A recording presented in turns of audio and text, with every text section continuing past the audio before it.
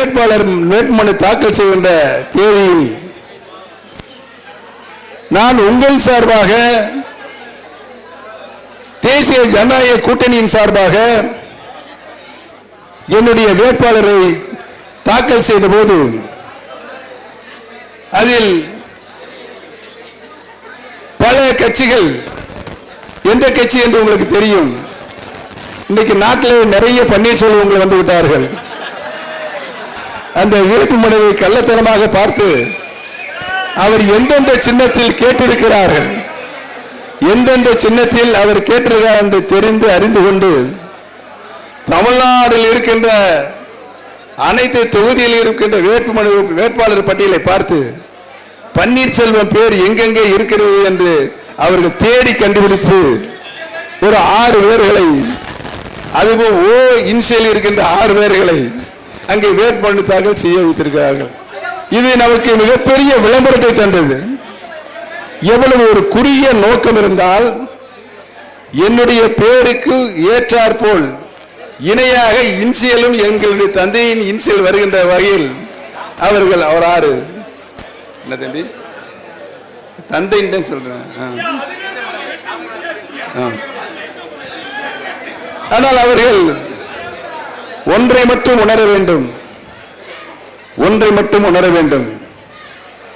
புரட்சி தலைவர் எம்ஜிஆர் அவர்களுக்கு அடிமட்ட தொண்டனாக இருந்த பெரியகள ஓ பன்னீர்செல்வம் என்பதை அவர்கள் மறந்துவிட்டு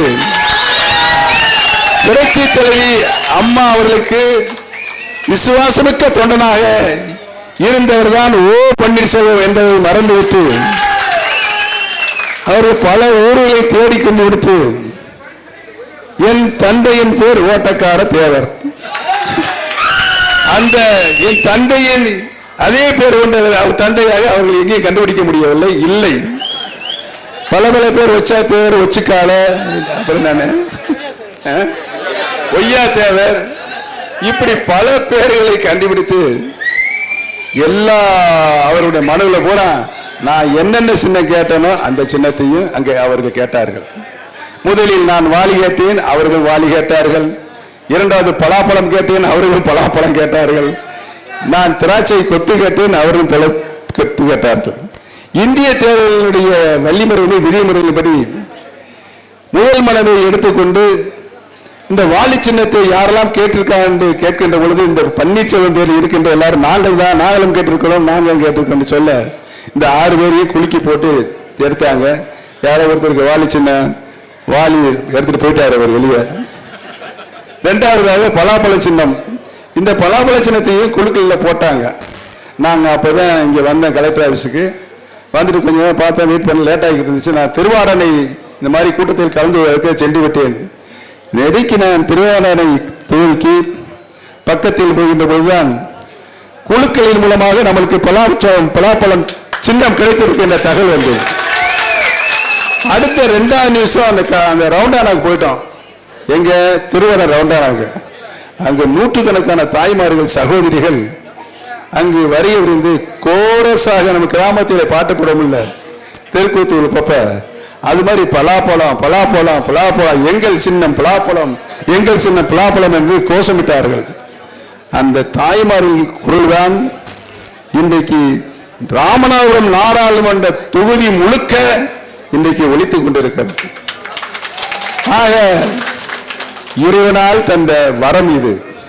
இந்த சின்னம் முக்கணிகளில் 3 கனிகள் இருக்கிறது, மா, பலா, வாழை. இதில் 2ஆம் இடத்தில் இருக்கின்ற நம்முடைய பலாப்பழம் அந்த சதுரத்துக்குள்ள அடக்கமா அப்படி அகலமா இருக்குது.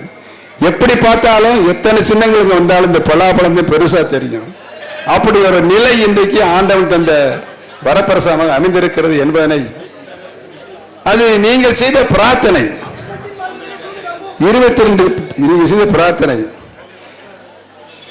அனைத்து இந்திய அண்ணா முன்னேற்ற கழகத்தில் 2004 இருந்து எதுவும் டாக்டர் புரட்சி தலைவி அம்மா பொதுச்செயலாளர் இருந்தால் 2000 இரட்டை சின்னத்தை கையெழுத்திடுவார்கள். தர்மயுத்தம் நடத்தியதுக்கு பின்னால் நான் கையெழுத்திட்டு தான் நாடாளுமன்ற உறுப்பினர் வேட்பாளராகவும் இருப்பதற்கு கையெழுத்திட்டு இருக்கிறேன். சட்டமன்ற வேட்பாளராக கூட கையெழுத்து இருக்கின்றேன். இன்றைக்கு என்னுடைய நிலைமை சுயேட்சையாக நின்று நீதி வழங்குகின்ற இந்த புண்ணிய பூமியில் வந்து உங்களை சந்திக்கின்ற நிலை ஏற்பட்டது சொன்னால் நீங்கள் எனக்கு நீதி வழங்குவீர்கள் என்ற நம்பிக்கை எனக்கு இருக்கிறது. ஏனென்றால் இந்த புண்ணிய பூமியில்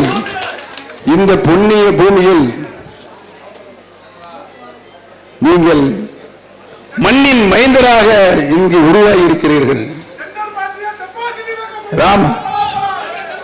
ராமபிரான் அவர்கள் நம்முடைய ராமநாதபுரம் இந்த கடல் ஓரத்தில் தான் பூஜித்தார்கள். சிவனை வைத்து பூஜித்தான் இலங்கைக்கு சென்றார்கள்.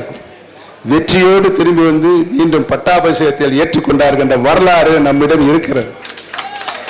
அந்த வகையில் புண்ணிய பூமியாக இந்த புண்ணிய பூமி, நீதி வழங்குகின்ற பூமி, வெற்றி